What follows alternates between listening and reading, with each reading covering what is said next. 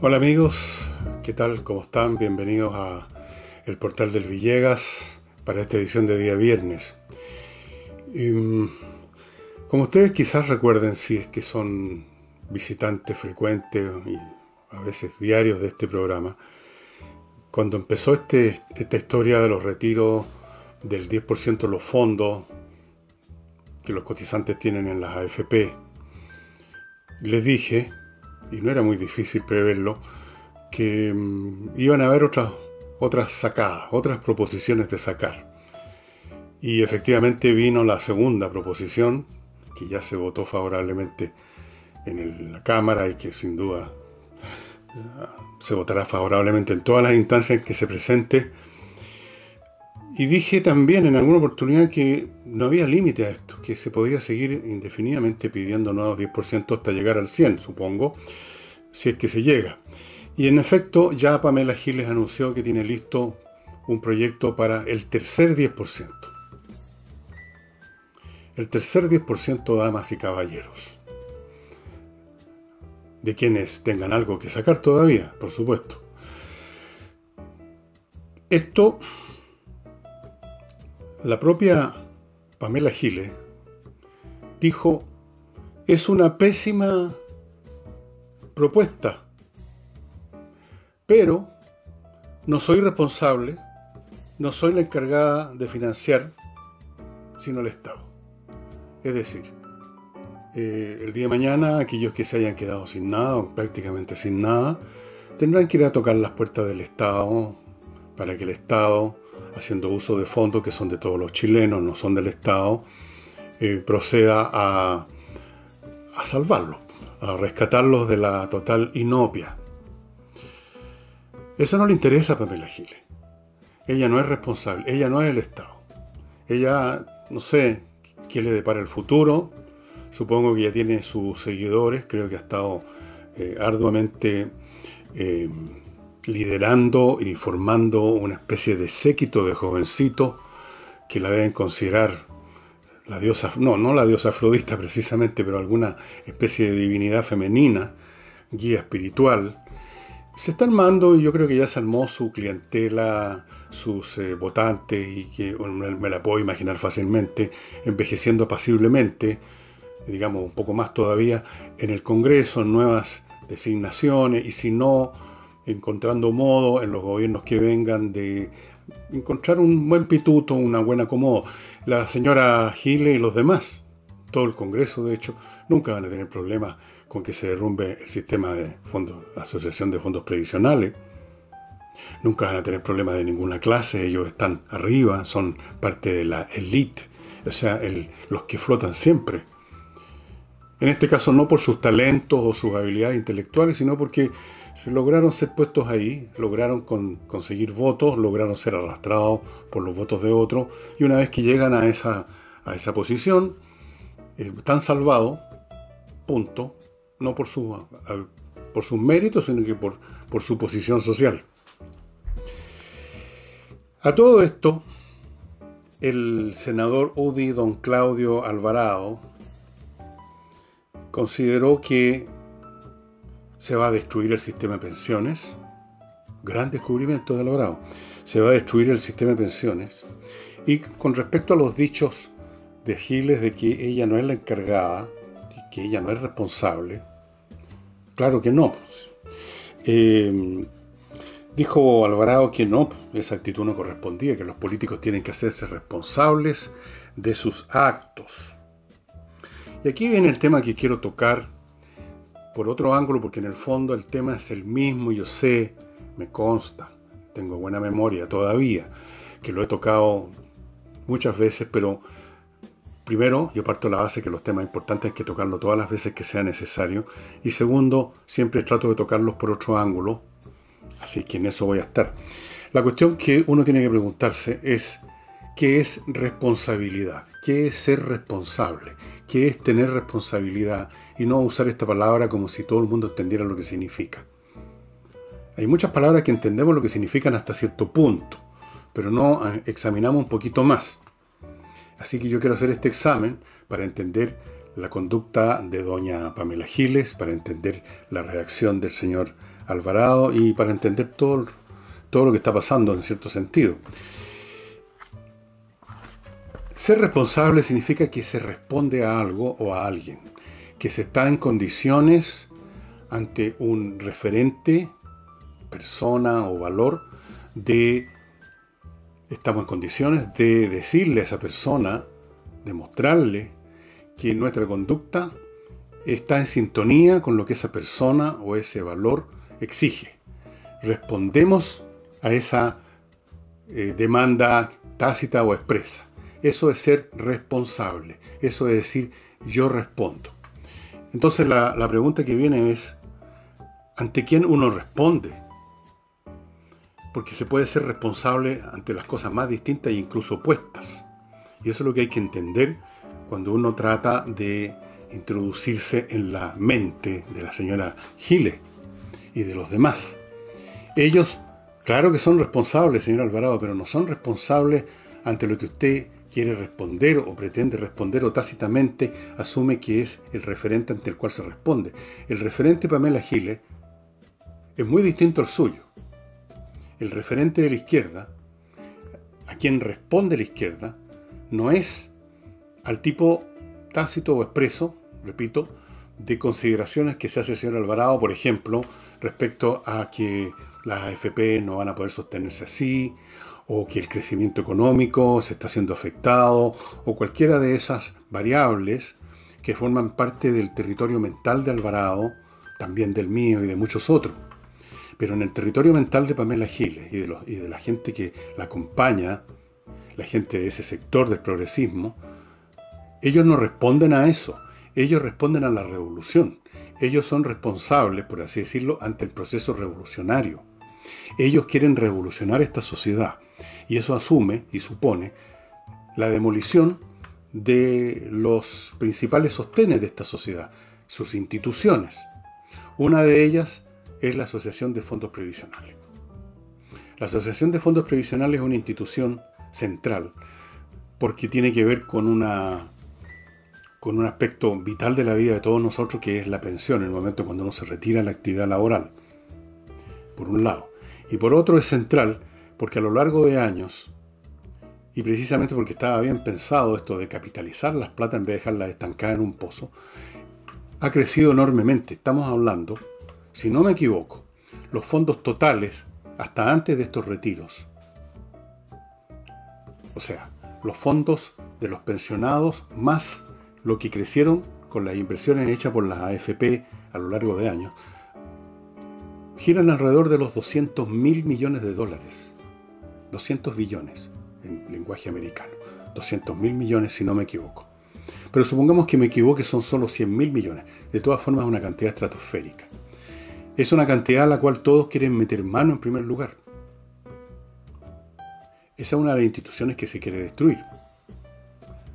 Para poder, porque son responsables ante la revolución. Si uno es responsable, por ejemplo, los cristianos del siglo IV en Roma, en el imperio, eran responsables ante nuestro Señor Jesucristo, eran responsables ante los dogmas de la cristiandad.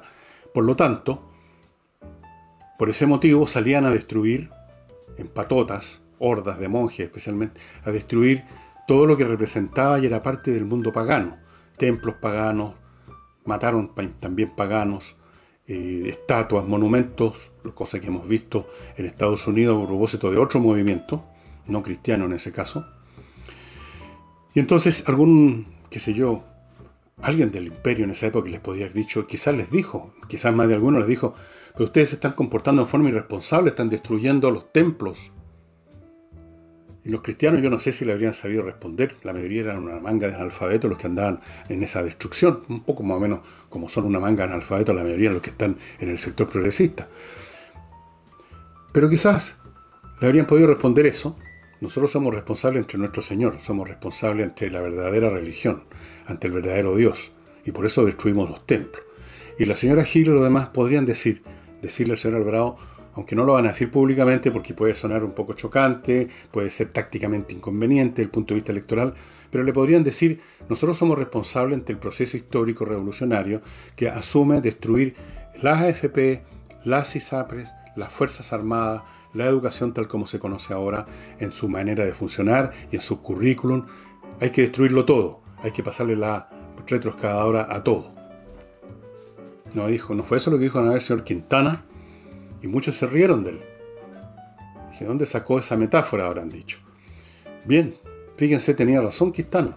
Y eso es lo que está funcionando a todo trapo desde hace meses ya, la retroexcavadora. Entonces, Giles es responsable ante lo que ella siente su deber como revolucionaria. Y ese pasa por la destrucción.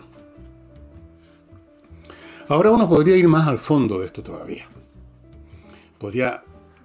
Aceptamos que son responsables ante la revolución y por lo tanto están dispuestos a destruir todo lo que se les ponga por delante que corresponda a la sociedad tradicional, injusta, explotadora, etcétera, inequitativa, desigual, bla, bla, bla, que hay que destruir.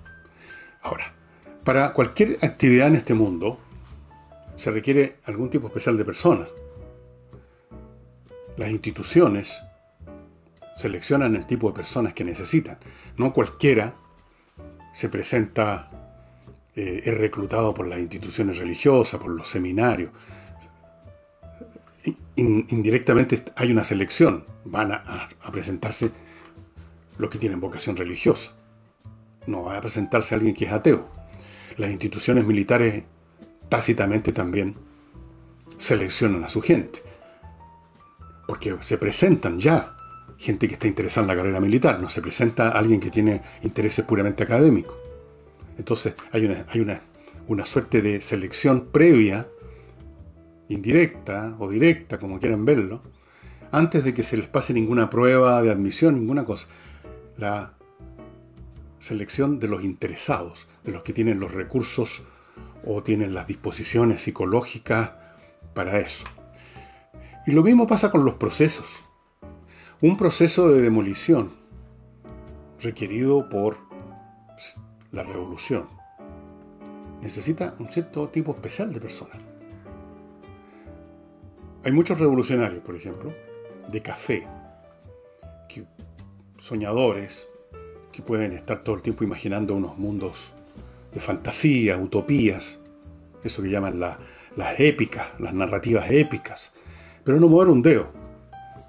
No tienen las disposiciones psicológicas que se requieren para eventualmente salir a hacer la primera etapa del proceso, que es demoler. Para demoler se requiere ser un demoledor. Y para ser un demoledor se requieren ciertas condiciones psíquicas. ¿Cuál es el elemento más profundo que uno encuentra en el corazón, en el fondo, en el meollo del alma de estas personas que en todo orden de cosas, y no solo en política, andan con una predisposición a echar abajo lo que los rodea porque es malo, porque es injusto, por la razón que sea? Porque hay muchas personas, ustedes las conocen seguramente, que tanto o más inteligentes, que por supuesto se dan perfectamente cuenta de los defectos de lo que los rodea, del mundo en que están, pero no por eso les nace el impulso de ir a demolerlo. Son más pasivos, o son más adaptativos, son más acomodaticios, o son más inteligentes y saben sacar provecho a las cosas, o entienden que no pueden ser mejores. Entonces se requiere algo más que simplemente detectar las fallas del entorno. Se requiere una predisposición a hacer la pega de la demolición. Y ahí es donde aparecen las Pamela Giles, los Jackson, los Navarro, que al cual le deseo que se recupere de su problema de salud, todo el mundo de este sector, con toda clase de variantes, estilos. Unos son más inteligentes, unos son más estúpidos, unos son más parlanchinos, otros son más callados, unos son más vocacionales en su deseo de moler el mundo que los rodea y otros un poco menos. Pero tienen un terreno común, un disgusto por lo que es, un estado de resentimiento profundo que ha nacido, según en cada caso, por las más diferentes razones. A uno no le fue bien en la vida, el otro le pegaban de cabro chico, el de más allá le iba mal en el colegio, el otro estudió una carrera que no le dio ninguna posibilidad de llegar a la cumbre donde quería llegar. Hay otro que simplemente es mediocre y le va Mahoma nomás y están siempre superándolo gente más capacitada. El de más allá sufrió un insulto brutal de parte de alguien representativo del mundo, de la autoridad, del sistema, del establishment. Miles y miles, y a veces son varias cosas juntas. Todos conocemos personas así. En el mundo privado, de nuestra familia, de nuestros círculos de amigos, en el ámbito en que nos movemos, en las pegas, hemos conocido o conocemos gente que uno lo sabe por su manera de conducirse, por su manera de hablar, por sus actitudes, por sus comentarios, que hay dentro de ellos una inquina muy grande, que busca maneras, que a veces no encuentra nunca, de evacuarse destruyendo algo, rompiendo algo. Si no puede romperlo físicamente, rompiéndolo con el comentario mordaz, con el pelambre, lo que sea. Todos conocemos gente así. Bueno, gente así es la que milita en las filas de estos grupos revolucionarios. O sea, hay estudios sobre eso. Lean ustedes los libros de Michael Burleigh sobre el terrorismo, que es el caso extremo del destructor. Es el caso extremo. Pero entre ese caso extremo y el caso menos extremo hay una enorme variedad. Lean los libros de Michael Burleigh, sobre todo el dedicado al terrorismo, que se llama Sangre y Rabia.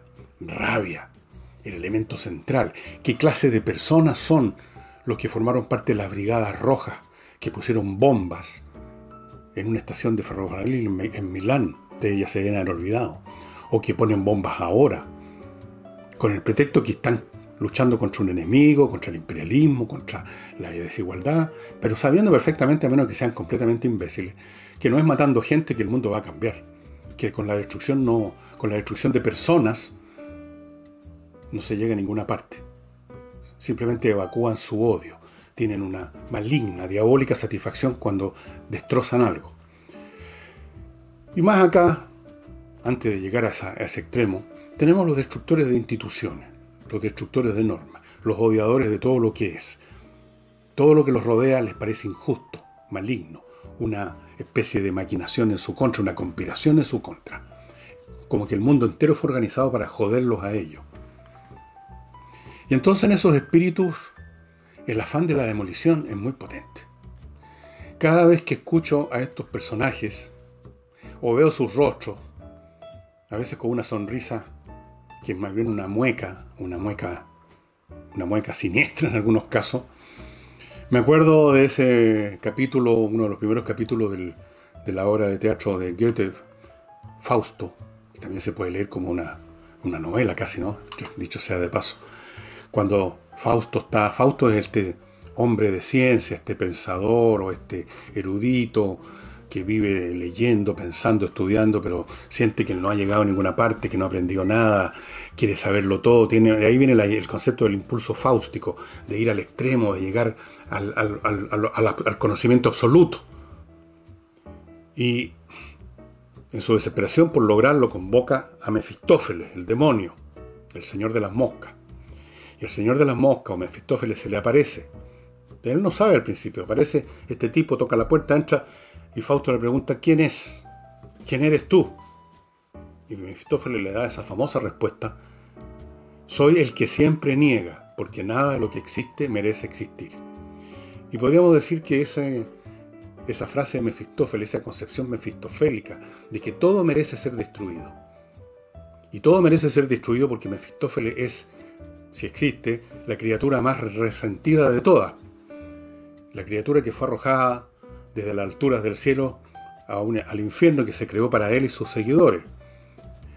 El tipo que no pudo resistir que Dios, esta es lo que hay que entender del mito de la caída de Mefistófeles, o sea, de Luzbel convertido en Mefistófeles, no pudo resistir que Dios pudiera interesarse en amar a unas criaturas tan repelentes como los seres humanos, tanto como lo amaba a él, o quizás hasta más.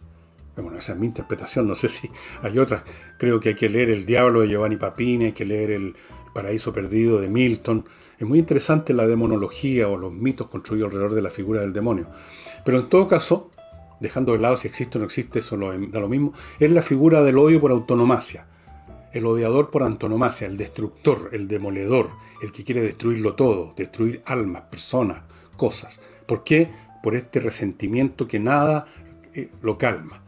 Y en personas dadas a la demolición, y lo comentó hace unos días atrás una persona que no solo conozco en la pantalla, que es un comentarista norteamericano, tratando de entender también a la gente que salió durante meses en Estados Unidos a quemar y a destruirlo todo. Como acá, pero más todavía. Me refiero a este comentarista de la Fox, Tucker Carlson. Dijo, aquí hay algo más de fondo que el tema de salir a las calles a protestar por la muerte de este boy, de este hombre negro que lo mató el policía. Aquí hay algo más de fondo, aquí hay algo espiritual, dijo. No me acuerdo si elaboró más sobre ese punto, pero lo asocié con esto, de que aquí hay algo, llamémoslo espiritual, en el fondo de estas personas que quieren destruirlo todo. Ahora, la destrucción es muy específica y clara porque es algo concreto lo que se quiere destruir. Esta institución, esta persona, este edificio, esta cosa concreta, este objeto. No hay ninguna complicación. Ahora, cuando uno va e interroga a estos especies de réplicas en miniatura y desvaídas de Mefistófeles, ¿qué van a hacer después de esta demolición universal? Ahí se acaba la precisión y entramos en el terreno de la vaguedad. Ahí empiezan a emerger, como respuesta, construcciones fantasmagóricas, mundos maravillosos, el paraíso socialista, les hablaban antes, el hombre nuevo, la sociedad sin clases, el comunismo, el estado de cosas donde todos reciben lo que quieren y necesitan porque no hay diferencias de clase, de ingreso, todos somos hermanos, todos colaboramos con nuestros talentos, si es que los tenemos, o con nuestras fuerzas, por último, para el bien común, y todos recibimos lo mismo, porque la sociedad se convierte en inmensamente rica. Bueno, son utopías aún más fantasmagóricas que aquellas que se han convertido en obras literarias, como La isla de Aldous Huxley, que era una sátira en realidad de una utopía, la utopía de Thomas More. Esas utopías, totalmente fantasiosas, por lo menos son precisas. Están los Yahoo, están la manera como funcionan esas sociedades, el fabricador, el escritor, el creador de utopía no tiene ningún problema en detallar todo lo que se le dé la real gana. Está en sus manos. Pero ¿qué pasa con estos políticos que dedican el 99% de su vida y de su alma y de su fuerza a la demolición? Y rara vez piensan siquiera con qué lo van a sustituir. Antes siquiera había una frase, el socialismo, una cosa vaga. Allende inventó eso del socialismo con vino tinto y empanada. Pero el socialismo mismo era todavía bien poco preciso acerca de cómo iba a funcionar eso. Pero por lo menos existía un referente verbal y un referente físico. Había una sociedad socialista. Existía la Unión Soviética. Supuestamente un paraíso donde todos vivían felices. Les costó mucho tiempo a algunos, no a todos, en la izquierda darse cuenta que ese sueño era en realidad una pesadilla. Pero ahora ni siquiera hay eso. Yo creo que Pamela Giles o que el Frosita Motúa o que Jackson no piensan en términos del socialismo. Se les frunce por ahí, se les ocurre que esa cuestión es electoralmente muy negativa, se les ocurre que no saben de qué están hablando, se les pasa por la mente algunas imágenes nefastas de lo que fueron esos regímenes, y entonces uno se pregunta, bueno, entonces ¿qué? ¿Qué es lo que van a construir? Porque no crean ustedes que la respuesta consiste en decir dos o tres cosas puntuales como, por ejemplo, vamos a sustituir las AFP por un fondo previsional común donde todo el mundo mete su plata y no importa que sean distintas cantidades, todos reciben una cantidad por igual. Eso es algo más o menos concreto. Hasta por ahí no está claro el detalle de cómo se manejaría eso. Si acaso habría un intento de rentabilizar ese fondo en vez de dejarlo estancado hasta que se evapore. ¿Cómo se repartiría ese dinero? Si efectivamente sería igual para todos o habría alguna diferencia según lo que uno aportó para ese fondo común.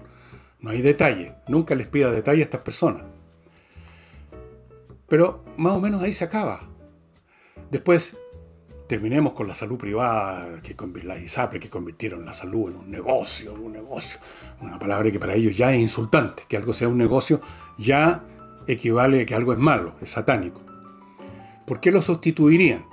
Por una salud pública. ¿Cómo funcionaría esa salud pública? No pregunte tanto otra vez. Y no hay argumentos de que la salud pública es precisamente la salud que menos bien funciona en Chile, como todas las cosas públicas. Pero en fin, es un punto. ¿Y qué más? ¿Qué más? Y cómo estas distintas cosas, suponiendo que hayan 2 o 3 puntos más, se articulan en un conjunto. ¿Qué pasa con la economía? ¿Va a expropiarse a los empresarios? ¿A quiénes se va a expropiar? ¿Cuál es el criterio de expropiación? ¿O se les va a pagar? Porque el Estado se tiene que hacer cargo de eso que llaman las empresas estratégicas. ¿Cuál es el criterio? ¿Se le van a poner restricciones a las tasas de rentabilidad? Al estilo Jackson, con su indicación que los bancos paguen la mitad de las primas de seguro, los créditos, que otras cosas, otras normas para ir encajonando la actividad privada tienen en mente. No sabemos, y ellos tampoco. Pero mientras tanto, antes de que termine la demolición y llegue el momento de construir un castillo de arena, con estas ideas fantasmagóricas, imprecisas, que son más que nada palabras nada más, la tarea de demoler es súper fácil porque ahí sí que los objetivos son concretos. Ahí hay cosas que hay que derrumbar, que tienen nombre, apellido, que tienen edificios corporativos, que funcionan, son objetos reales, tangibles. La AFP, la ISAPRE, esto, lo demás allá.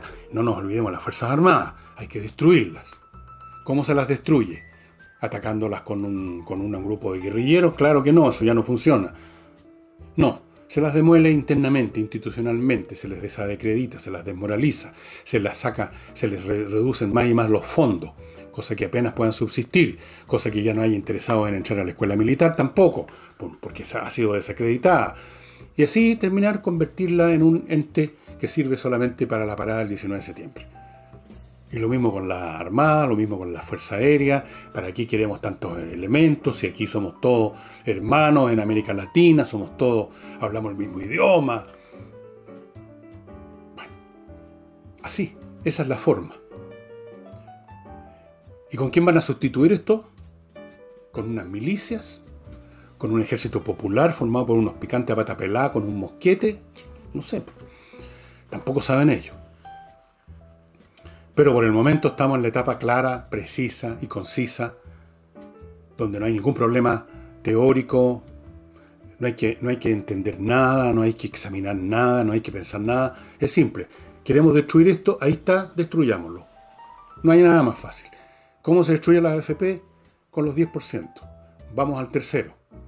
Después, si queda todavía en pie el sistema, vamos al cuarto, y así sucesivamente hasta que se derrumbe.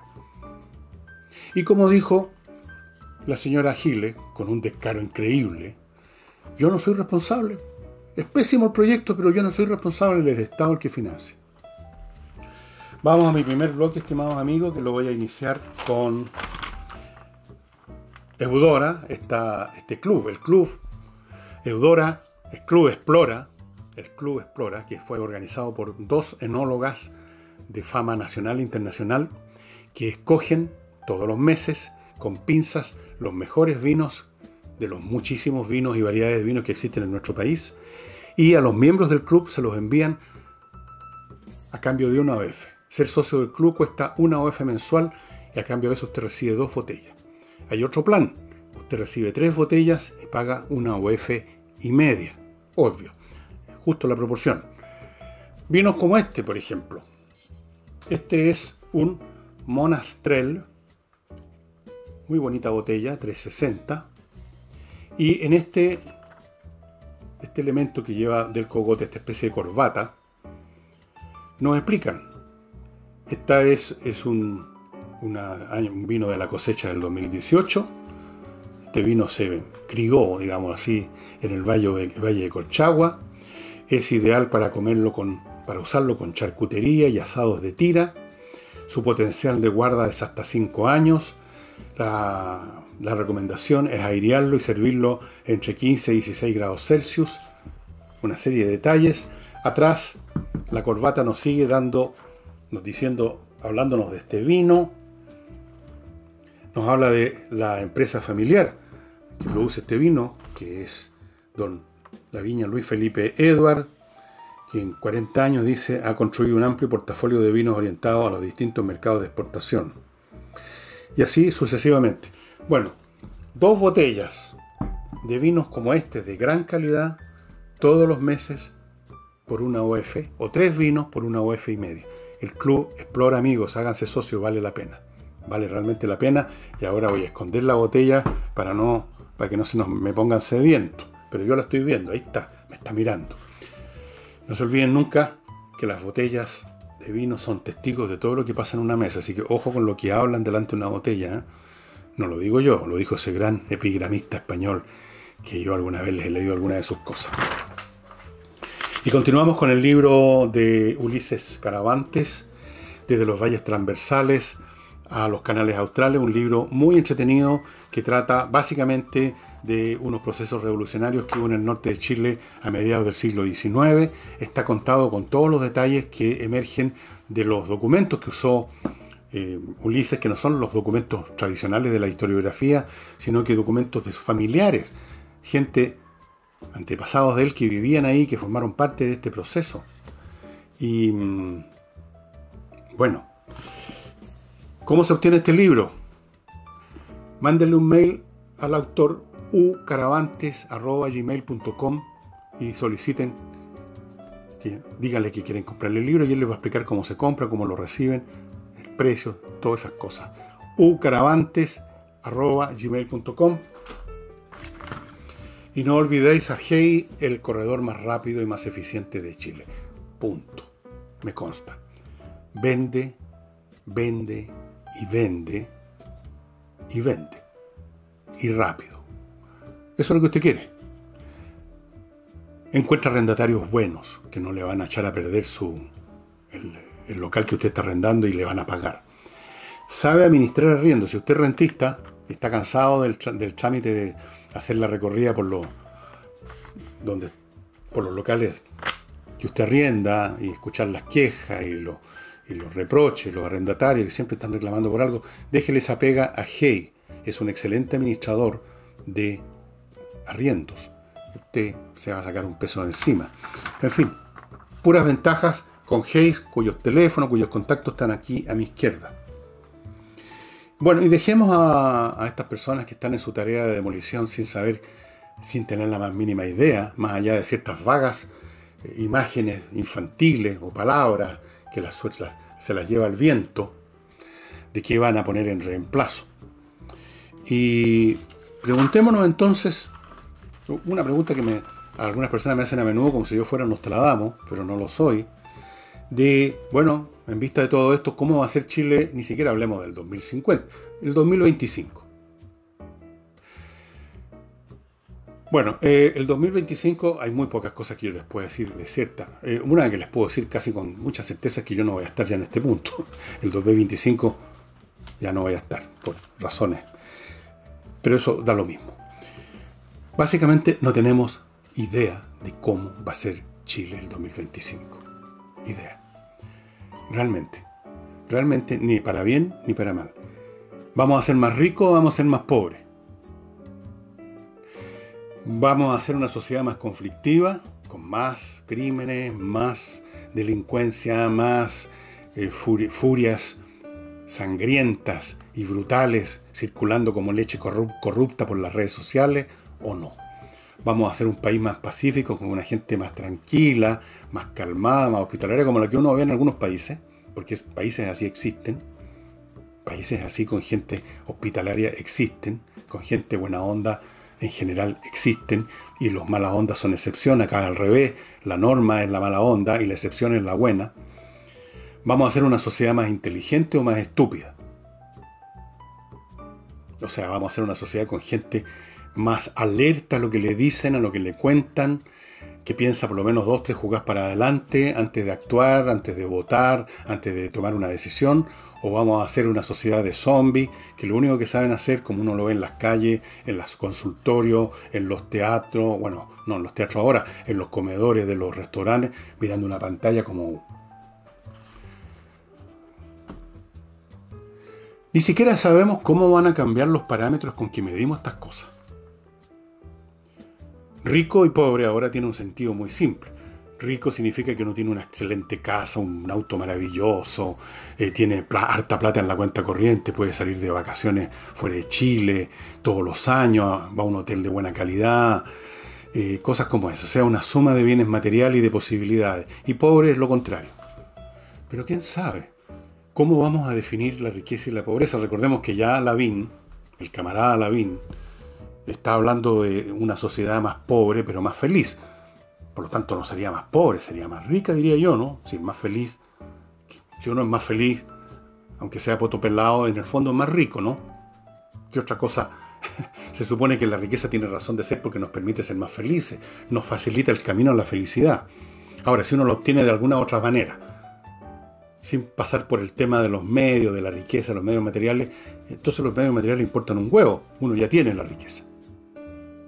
Eso es todo, la riqueza del espíritu, la felicidad. Entonces, no sabemos con qué parámetros vamos a medir la riqueza y la pobreza. Conflictivo o pacífico, no sabemos. Ahora tenemos una cierta idea de lo que es conflictivo y cierta idea de lo que es pacífico. Pero quién sabe cómo las generaciones, estas Z, Y, el millennial, etcétera, todos estos cabritos que están apoderándose del mundo. Yo no sé lo que piensan ahora, si es que piensan alguna cosa, y qué van a pensar cuando tengan ya no 15, 18, 20 años, sino que tengan 25, 30. ¿Cuál va a ser su concepto del mundo? ¿Van a regresar simplemente a los parámetros más o menos naturales o normales que aparentemente han funcionado siempre en nuestro país o en toda la sociedad a lo largo de la historia humana? ¿O se está estableciendo unos nuevos estándares en las relaciones humanas? Quizás ya no nos vamos a relacionar. Quizás solamente nos vamos a conversar uno a otro a través de una pantalla. Entonces ya el concepto mismo de conflicto o de amistad, de fraternidad o de guerra de todos contra todos va a cambiar de forma. Es probable. No sabemos para dónde vamos. Lo que sí podemos quizás saber es que vamos a algo que, aquí viene una paradoja, ¿no? Va a ser igual y va a ser diferente al mismo tiempo. Ustedes dirán, bueno, o igual o diferente. No.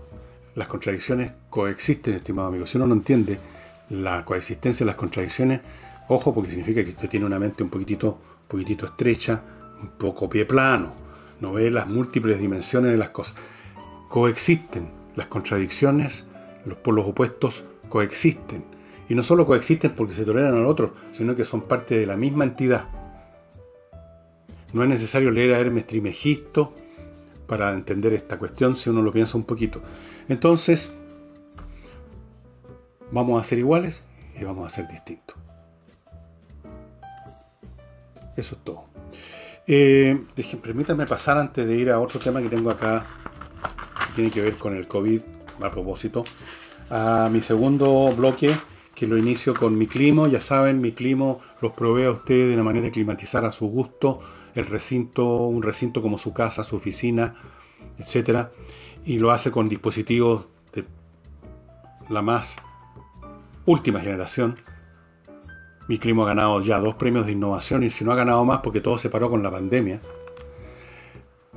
Los aparatos que se instalan le dan calor en verano, calor en invierno, frío en verano, o el frescor que usted quiera, le filtran el aire, están conectados a internet, son realmente otra cosa, no tienen nada que ver con lo que usted conozca para calefacción o para refrigeración. Y para la gente del sur, ya saben, la promoción de los 60 días, ustedes pueden comprar el aparato hoy y tienen 60 días para devolverlo, y le devuelven la plata si por alguna razón lo devuelve, cosa que creo que no va a ocurrir. miclimo.com. El ajedrez, no voy a hablarle más de las ventajas, ya se las he dicho muchas veces. Les recuerdo solamente que lo que usted consiga en espacioajedrez.com, la caja con el tablero y las piezas, o el reloj o el reloj digital, a diferencia de lo que usted podría quizás comprar en otra parte, es que vienen con algo que solo lo encuentra ahí.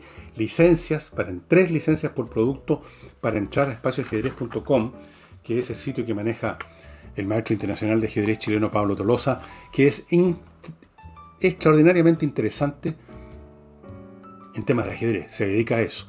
Pero la variedad de cosas que hay allá adentro para aprender a jugar mejor, para ver partidas analizadas, para, saber de maestros chilenos o extranjeros, saber de anécdotas del ajedrez, algunas son muy divertidas. Todo ese tesoro usted no lo va a encontrar en otra parte, sino con los productos de espacioajedrez.com. Y si usted si usted debe en el fondo sanitizar su recinto comercial o su oficina profesional, ahora que el país está abriendo un poco más y más, a veces con retroceso, pero el proceso general, la lógica de la situación es reabrir el país, usted necesita que la gente entre confiada a su oficina, a su negocio, de que no se van a contagiar ahí después de haberse estado cuidando todo este tiempo. Y para eso está Ozonium. Entre a ozonium.cl, el sitio de la compañía, y solicite que le rienden una de estas máquinas que ustedes están viendo en la foto a mi izquierda, que usted programa para que en la noche, cuando no hay nadie, emane ozono y liquide, porque va a cubrir todo el espacio, todo el espacio. Los gases se expanden, ustedes saben, hasta llegar a un tope físico que no les permite expandirse. Todo lo que está en ese ámbito, en virus, bacterias, etcétera, va a ser destruido, incluyendo el COVID-19, por supuesto. Y usted entonces al otro día puede estar tranquilo que nadie se le va a enfermar por estar en su negocio. Y si usted quiere hacer lo mismo en su casa, Ozonium le manda un equipo de personas a hacer este trabajo, el mismo producto Ozono, el mejor, el más potente desinfectante natural. A propósito del futuro, no solo de Chile, sino del mundo, se habla en este momento de que hay 11 vacunas que están en la fase 3. O sea, ya a punto de decretar que sí funcionan o que no funcionan. 11 vacunas que en este caso sí funcionan aparentemente, de los más distintos laboratorios y países. Hay vacunas chinas, hay vacunas suecas, norteamericanas, alemanas, de la India. Muchos países están hay algunas alianzas entre distintos laboratorios. 11 vacunas que están en la fase 3. Algunas de ellas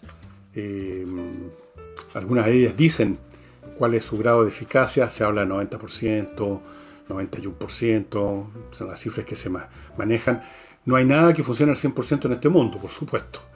No hay ninguna vacuna de nada que sea 100% eficaz. No hay ningún remedio de nada que sea 100% eficaz. No hay absolutamente cosa ninguna en este mundo o en otro planeta que sea 100% eficaz. Lo único que es 100% seguro es que nos vamos a morir, nada más. Ahora, ¿qué es lo que va a ocurrir con estas vacunas o con la vacuna o con varias vacunas que empiecen a ser adquiridas y usadas? ¿Qué va a pasar con nuestro planeta? ¿Qué va a pasar cuando la gente se vacune? Bueno, los países, primera cosa que uno imagina es que una vez que han logrado vacunar a su población, o ya a gran parte de su población, cosa que se va a tomar tiempo porque hay que fabricar estas vacunas, los países van a terminar abriendo completamente las puertas. Se va a tratar de volver a la normalidad 100%. No, nunca hay 100%, 97%, 95%. Van a haber víctimas que se quedaron en el camino, van a haber empresas que se quedaron en el camino. Desde luego van a haber personas que se murieron. Vamos, más de 1 millón en el mundo. Entonces, estimados amigos, el mundo se va a abrir. ¿Y qué va a pasar? ¿Cómo vamos a funcionar en ese mundo post-COVID-19? Yo dije alguna vez en un programa que los que estaban pronosticando cambios así inmensos, una especie de revolución mundial, estaban equivocados, que eso no ocurre. No ocurre nunca, la historia lo muestra. Aún las cosas más espantosas, lo que suele ocurrir después que esas cosas espantosas desaparecen, se acaban, es que al contrario, la gente trata de reconstituir el mundo como era. No tratan de construir un mundo nuevo. Y lo que sale de nuevo es contra la voluntad y el deseo de la humanidad de reconstituir, que es muy humano, lo que era, volver a la vida de siempre. Solo que no se va a poder volver a la vida de siempre. Pero tampoco vamos a construir un mundo muy distinto. No vamos a pasar de ahora en adelante todos los humanos viviendo siempre con una mascarilla puesta en la cara. Eso va a desaparecer de un golpe. Y nos va a parecer una cosa inconcebible que vivía todo el mundo con una mascarilla en la cara. Ahora uno ve las fotos, ve los videos de la televisión, de autoridades mundiales, de gente en las calles. Todo el mundo con una mascarilla se convirtió en la norma. Es una cosa bien extraña, pero ya nos estamos acostumbrando. Bueno, eso va a desaparecer, por supuesto. ¿Por qué vamos a seguir con mascarilla? Otras cosas van a quedar. Actividades comerciales, basadas ahora en un grado muchísimo mayor en la Internet. ¿Cuántos de nosotros hemos descubierto que no solo comprar libros en Amazon y cosas así, más o menos especiales, se hacen o se pueden hacer o se deben hacer por internet, o no hay otra forma de hacerla?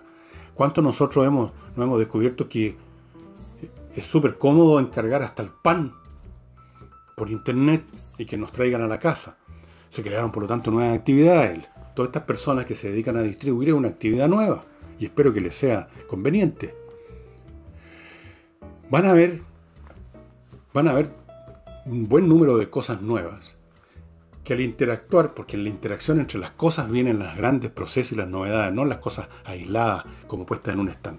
Esta interacción de estos fenómenos nuevos va a producir cambios, una oleada de cambios, no directamente producidos por el COVID, sino que ya indirectamente, la segunda oleada, el segundo brote de cambios, y ese sí va a ser mucho más grande, por la interacción de estas cosas nuevas que se instalaron.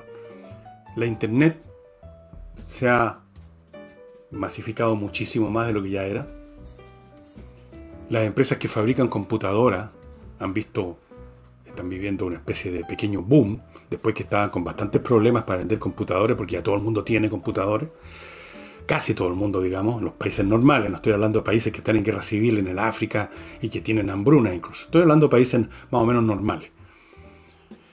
¿Qué otras cosas van a interactuar, generando a su vez, eso sí, cambios más grandes? En 5 años más, los que estén vivos en ese momento, ¿para qué hablar de 10 o 15 años? No van a reconocer las cosas en muchos aspectos. Vamos a ser iguales porque seguimos siendo seres humanos, repletos de odiosidades, de envidia, de chaqueteo, de mala onda, de ceguera, de miopía intelectual, de ignorancia. Eso no va a cambiar, lamentablemente. Eso va a cambiar más o menos por allá por el 2040 o 50, cuando explote la singularidad.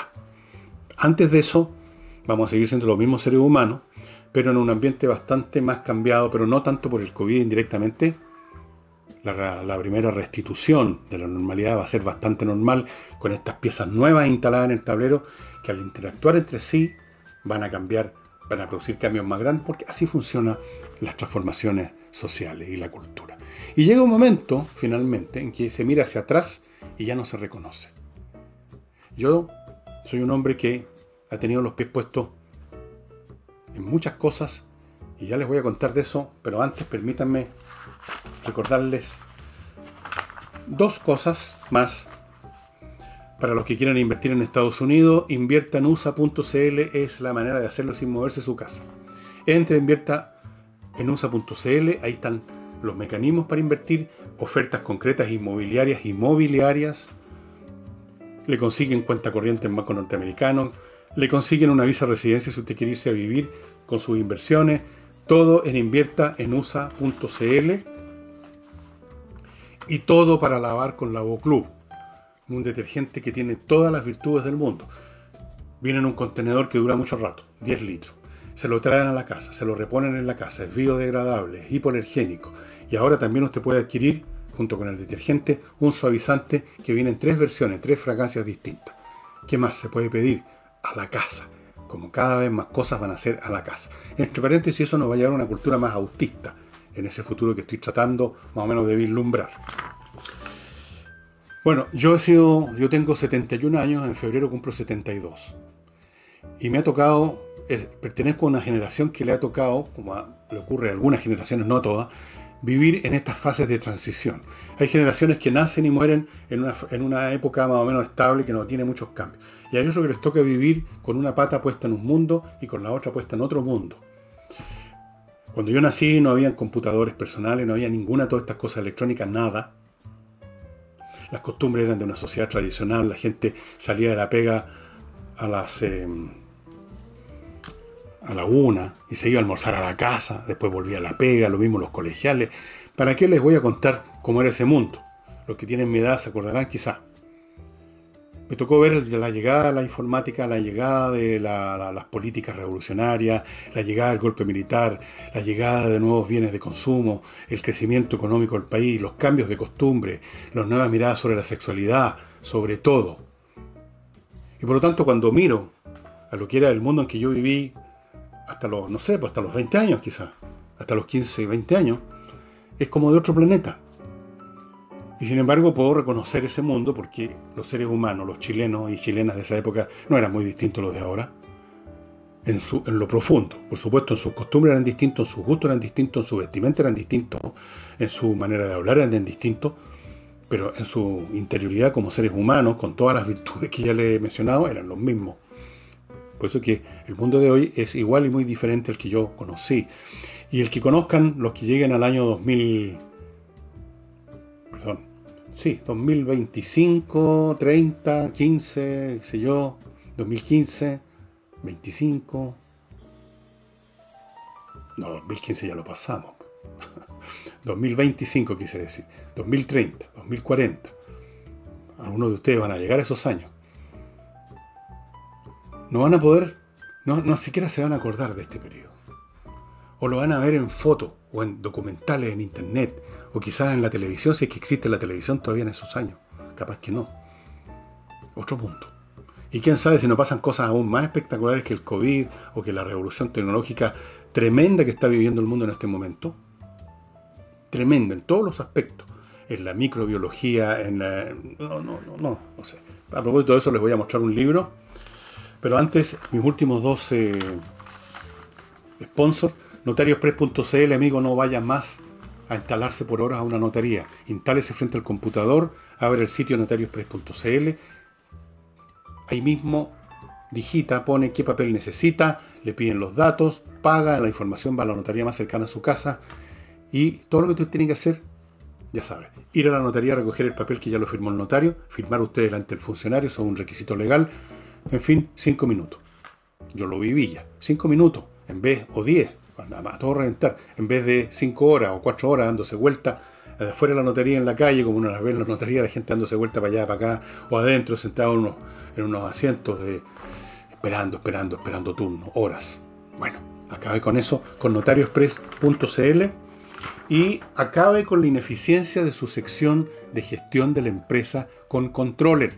Controller es una empresa creada para revisar, escudriñar cómo funciona la gestión de su empresa en el auditoría, contabilidad, cotizaciones, todo ese movimiento propio de toda empresa, por chica que sea, encontrar las partes que están fallando, las partes que están funcionando subóptimo, darle las recetas, ofrecerle las soluciones, incluso hacerse cargo de alguna de estas cosas si es necesario, y los planes que ellos tienen para este examen y este diagnóstico y esta receta es para toda clase de empresas, chicas o grandes. Póngase en contacto con ellos y salga de esta situación mediocre de estar funcionando a los tirones todos los años con un problema, que se les olvidó tal cosa, que un papel que falló, que llegaron los inspectores de impuestos internos. Termine con eso. Controller.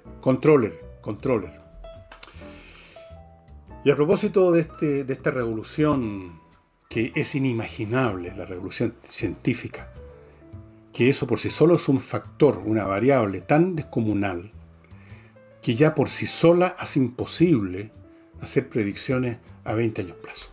Porque no tenemos la más mínima idea qué clase de mundo se va a instalar. Para no mencionar otros elementos que también, si se producen y pueden producirse, van a ser revolucionarios a un nivel como nunca antes vivió la humanidad. Y no me refiero a catástrofes, porque también pueden ocurrir. Me refiero a otra cosa. Ustedes ya saben qué va a ocurrir. Inevitablemente, necesariamente. Es cuestión de tiempo.